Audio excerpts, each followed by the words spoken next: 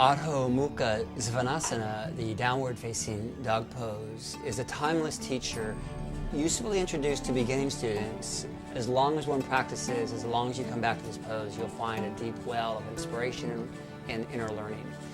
This pose, as with all, we want to build from a strong foundation. Here, the fingers spread wide, the thumbs not quite so wide. And we want to create a feeling as though pressing all the air out from under the palms by rooting the knuckles of the index fingers more firmly down, thereby equalizing the pressure across the entire span of the palms, and as you bring weight onto the hands, equalizing the pressure to the wrist joints. Maintaining that firm rooting, we curl the toes under. And with an inhalation, I'll ask Debbie to shift her pelvis forward to gaze forward or up, and exhale to lift up and back in a downward-facing dog pose. And pressing way back, most students here will tend to collapse the chest to the floor as far as they possibly can. And students who are really open to the shoulder girdle, this is problematic. We don't want to hang in the shoulders in this way. Instead, what we want to try to do, while continuing to root firmly through the palms and press the arms straight, we want to spiral the shoulder blades out broadly away from the spine and then draw the lower front ribs in away from the skin. So we cultivate a nice straight line from wrist to elbow to shoulder to the hips. Placing your hand on a student's back, a student who tends to collapse in the chest and shoulders, and asking that student to bring pressure up against your hand will help them to get that nice line of energy from the hands out to the hips and sitting bones. And again, from there, spiral the shoulder blades out broadly away from the spine, creating more space across both the upper back and the chest, while keeping the shoulder blades rooted firmly down and against the back ribs. To accentuate the rooting of the knuckles of the index fingers, ask your students to spiral the inner forearms energetically towards the floor while maintaining that active spiral of the shoulder blades out broadly away from the spine.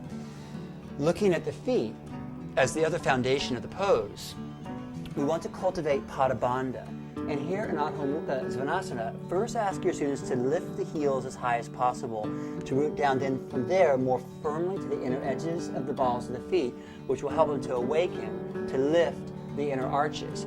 Then ask your student to stretch the heels towards the floor, but only so far as they don't lose that lifting of the inner arches and ankles. If it's difficult for a student to get the heels to the floor, it's okay. It's an opportunity to stretch a little bit farther.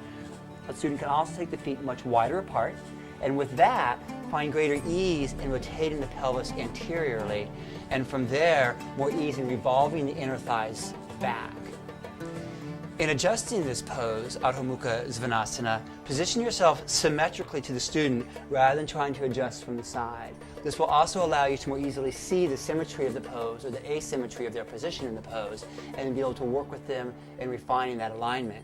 The basic adjustment is to place the hands around the hips with the thumbs and sacrum, and the direction of pressure is the line of energy they're cultivating out through the sitting bones. How you doing there? Beautiful.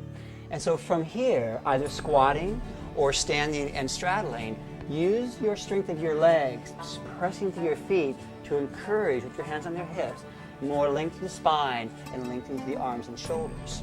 Meanwhile, with the legs active, firming the thighs, over time, as students open to the hips, the feet come closer together, in line with the hips or slightly closer together from there. Adjusting from here, you can step forward with your hands to the hips to pull the hips up and back, or crossing the wrists over.